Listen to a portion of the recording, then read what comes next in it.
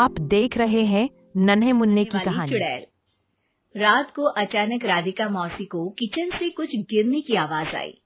उन्होंने बाहर निकल के देखा तो किचन में उन्हें कोई सफेद साड़ी में दिखा।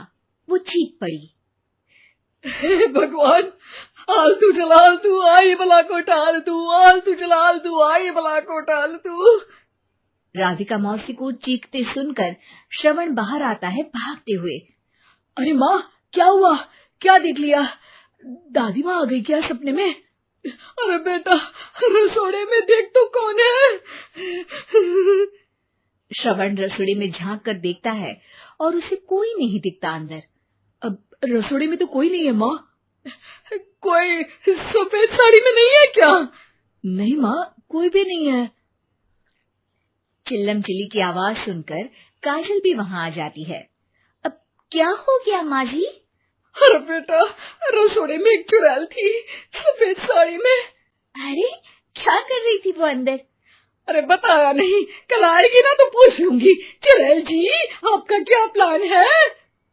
माँ जी, रात बहुत हो गई है, आपने कोई बुरा सपना देखा होगा, चलिए सो जाइए। राधिका मौसी सोने तो चली जाती है पर उनको रात भर नींद ही नहीं आती। वो कुछ भी उलझुल बातें सोचने लगती है।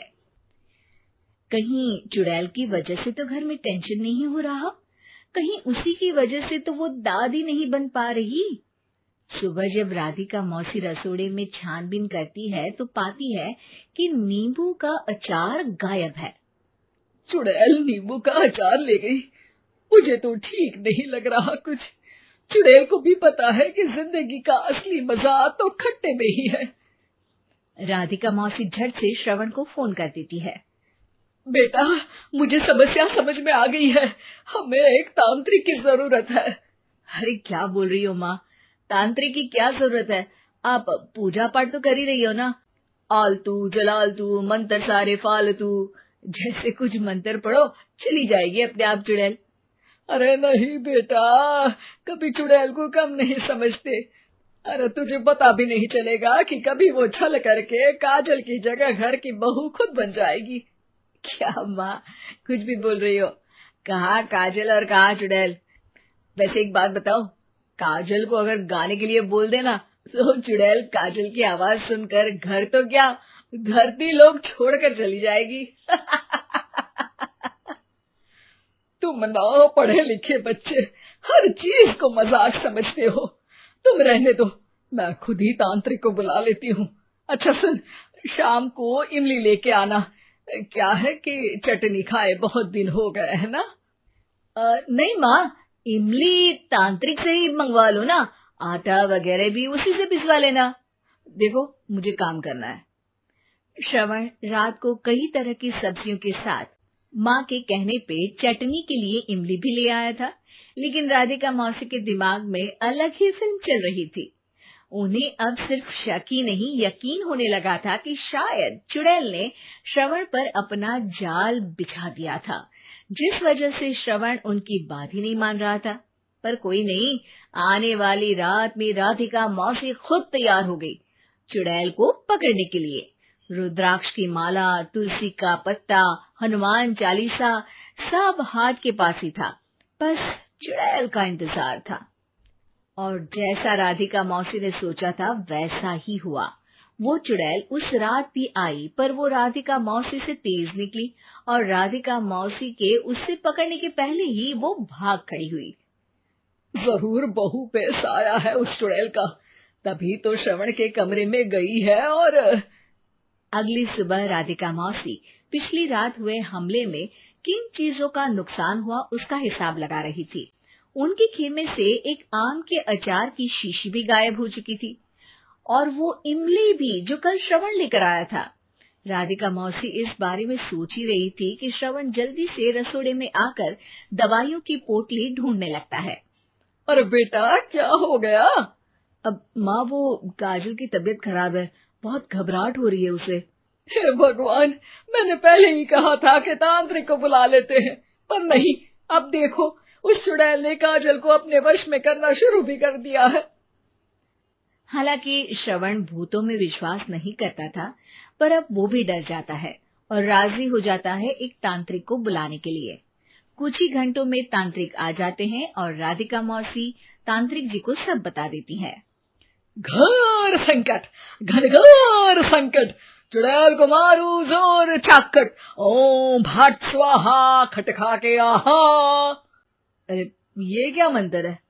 मेरे खुद के ओरिजिनल मंत्र है, कल रात को ही लिखे हैं, अच्छे लगे तो दाद चाहूंगा। एक और मंत्र सुनो। अर्ज किया है आब्राकडाब्रा, दिल्ली बम्बई आगरा, चंदा मामा सोवरले सुरन मामू जारा। ये मंत्र है? अरे कोई 40 वालीसा पढ़ो ना। वक्त कम है, 40 नहीं पड़ेंगे, 20-25 में काम चलाना पड़ेगा। अलग निरंजन जाके लंदन, मुफ्त का मंजान घिस मेरे नंदन। अरे जल्दी करो तांत्रिक जी, जल्दी करो। तांत्रिक अपने उल झलूल मंत्र पढ़ने लगता है। श्रवण को तांत्रिक पे शक होता है। वो अपने एक डॉक्टर दोस्त को कॉल कर देता है ताकि कोई अनहोनी हो तो इमरजेंसी में चीजें मैनेज हो जाए। तांत्रिक धुनी रमाता है, जिसकी वजह से कमरे में काफी धुआं हो जाता है और जिसकी वजह से बहू की घबराहट बढ़ जाती है। अब भागेगी चुड़ैल। हाँ। बहू खांसते हुए धुएं से बचने के लिए बाहर चली जाती है। अरे भाग रही है, भाग रही है। पीछे पीछे श्रवण भी जाता है। बहू एक सोफे पर बैठ जाती है। तभी डॉक्टर दोस्त आ जाते हैं और श्रवण को पानी लाने के लिए कहते हैं।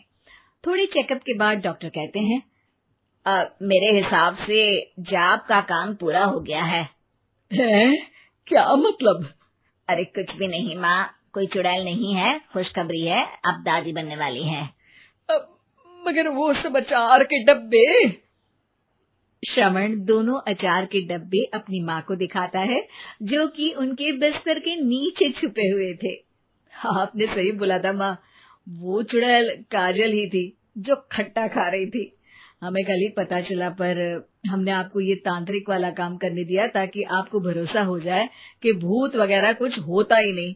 अच्छा अच्छा, ये तो बड़ी खुशी की बात है।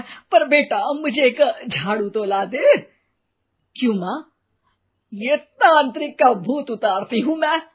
अब तांत्रिक राधा मौसी के डर से घर से भाग निकलता है और राधा मौसी उसके पीछे भागती है। अरे संकट ये घनघोर है, तांत्रिक मुआ चोर है। ऐसी और कहानी के लिए लाइक एंड सब्सक्राइब नाउ।